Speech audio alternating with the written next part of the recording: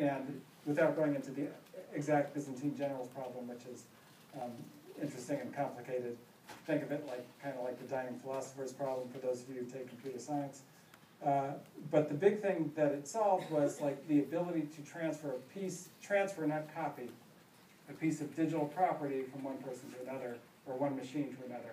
So, and in order to do that, you have to basically solve the double spending problem. So, a naive version of a kind of electronic money would be you just make up a big set of serial numbers and then you give them out.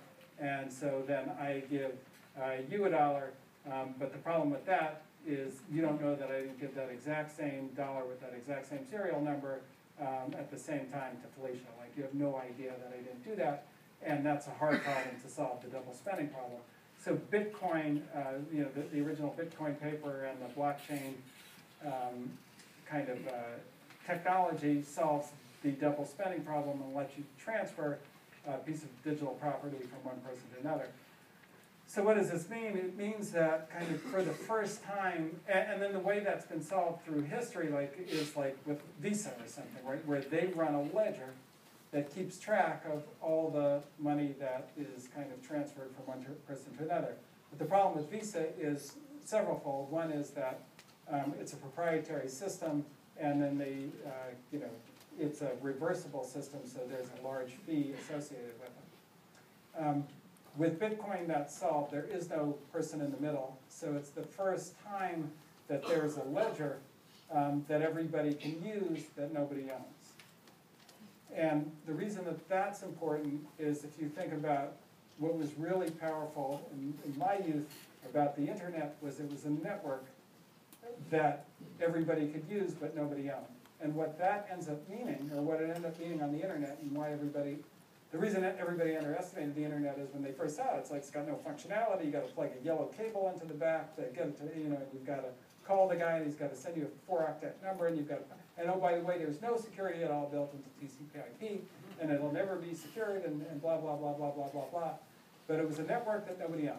So even though like the IBM networks, the AT&T's network, the Deutsche Telekom's network were like radically more functional, every new entrepreneur developed on the internet because whatever they built, they got all the value for, because nobody owned the network. And so the internet over time became way more functional than any of those guys' networks.